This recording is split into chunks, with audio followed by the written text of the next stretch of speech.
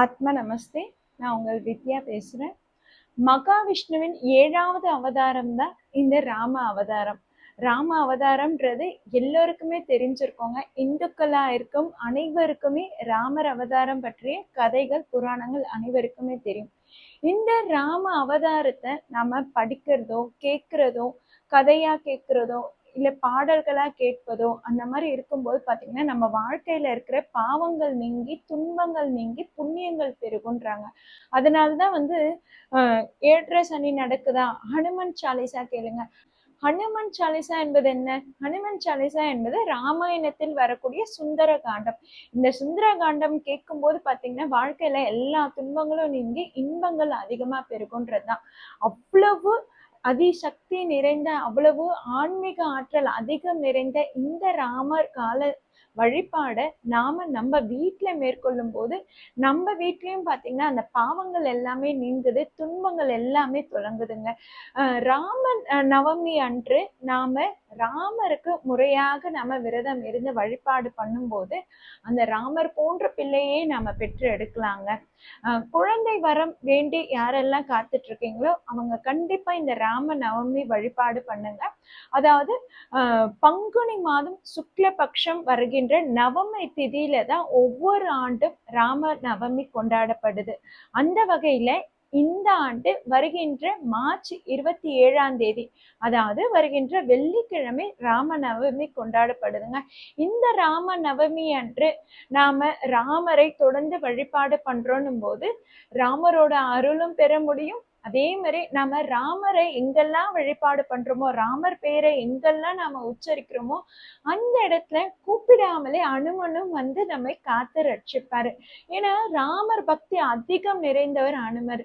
அப்போ ராமரை நாம தொடர்ந்து வழிபாடு பண்ணோம்னு வச்சுக்கோங்களேன், ஆட்டோமேட்டிக்கா நமக்கு ஹனுமனோட அருளும் கிடைச்சிடும். அதனால எப்பவுமே ராமர் வழிபாடு பண்ணும்போது சின்னதா ஒரு துளசி மாலையோ வெற்றிலை மாலையோ ரெடியா வச்சுக்கணும். ஹனுமனுக்கும் நாம வழிபாடு பண்றதுக்கு.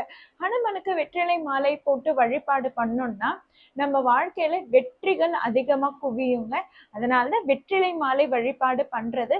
அதாவது சீதா தேவியை காண சென்ற அனுமனுக்கு அந்த சீதா தேவி அந்த வெற்றிலையை வைத்துதான் அவங்கள ஆசீர்வாதம் பண்றாங்களாம். அதனாலதான் ஹனுமருக்கு வெற்றிலை மாலையை சாற்றி வழிபாடு பண்றது. இந்த ராம நவமி நம்ம எப்படி வழிபாடு பண்ணோம்னா, காலையில சீக்கிரம் எழுந்துக்கோங்க. விடியற் காலையில நம்ம பூஜை பண்றது எப்பவுமே அதீத பலன்களை ஏற்படுத்தி கொடுக்கும். அன்று வெள்ளிக்கிழமை என்பதால பாத்தீங்கன்னா 10 to 10:30 கௌரி நல்ல நேரமா இருக்குது, அல்லது 8 to 9 மணி வரைக்கும் நல்ல நேரம் இருக்குது.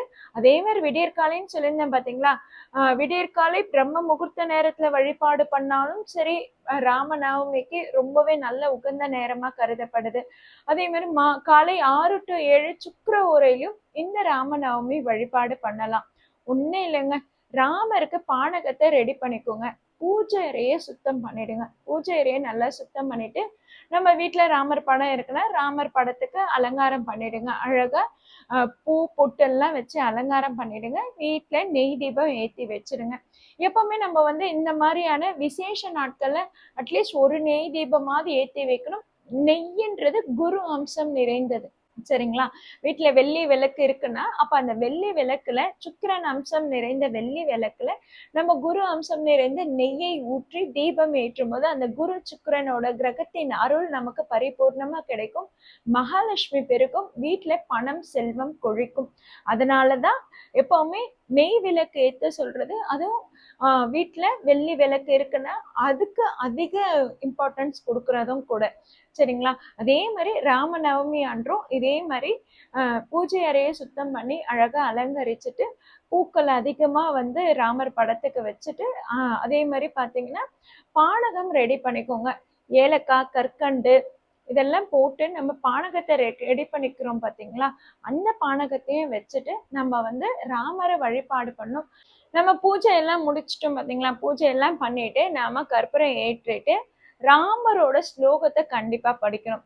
இந்த ஒரு ஸ்லோகம் படிச்சாலே போதும், நமக்கு ராமாயணம் படித்த முழு பலன் அப்படியே கிடைச்சிடும். அதாவது ஸ்ரீ ராம ராம ராமேதி ரமே ராம மனோரமே சஹஸ்ரநாம தத்துல்யம் ராமநாம வராணனே. இந்த ஒரு ஸ்லோகத்தை 108 முறை நீங்க சொல்லி வழிபாடு பண்ணும்போது உங்க வாழ்க்கையில எந்த மாதிரியான துன்பங்கள் உங்களுக்கு தடைகளா ஏற்பட்டு இருந்தாலும் சரி, அத்தனை தவிடு பொடியாக்கி அத்தனை தடைகளையும் உடைத்து உங்க வாழ்க்கை ஒரு நல்ல முன்னேற்ற பாதையா இருக்கும். கண்டிப்பா கணவன் மனைவி ஒற்றுமை அதிகரிக்கும். அதனால வீட்டுல இந்த பாடலை கண்டிப்பா படிக்கணுங்க. ஏன்னா அந்த ராமர் தன்னுடைய மனைவியான சீதையை காப்பாற்றுவதற்காக தான் அவரு இலங்கையை நோக்கி பயணம் போறாரு. அங்க போய் ராவணனை வென்று தன் மனைவியை மீட்டெடுக்கிறாரு. அதனால கணவன் மனைவி ஒற்றுமைக்கு இந்த ராம நவமி அன்று நீங்க வழிபாடு பண்ணும்போது உங்களுக்கு அதீத பலன்கள் கிடைக்கும். அதே மாதிரி பாத்தீங்கன்னா அந்த ராமர் போன்ற பிள்ளை நம் வீட்டிலும் வளரணும். ஏன்னா ராமர் கிட்ட எந்த ஒரு குறையுமே இருக்காதுங்க. எந்த ஒரு பெண்ணா இருந்தாலும் சரி, தன்னுடைய கணவர் ஒரு ராமர் மாதிரி இருக்கணும் அப்படின்ற மாதிரி ஒரு ஆசையை எதிர்பார்ப்பாங்க. அதாவது சந்தர்ப்ப சூழ்நிலையில எல்லாரும் ஒரு தப்பு பண்றதுக்கான துணிச்சல் ஏற்படுத்திப்பாங்க. இல்ல தப்பு பண்ணதுக்கு அந்த சந்தர்ப்ப சூழ்நிலையை காரணம் காட்டுவாங்க.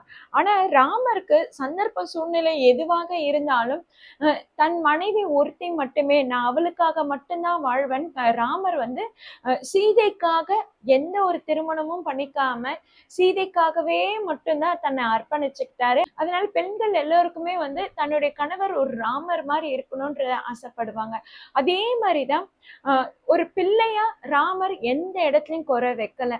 தன்னுடைய தந்தை என்ன சொன்னாரோ அதை அப்படியே கட்டுப்பட்டு அதை அப்படியே வழிமொழிந்தார். அதை தான் அவர் வாழ்க்கையில பின்பற்றினார்.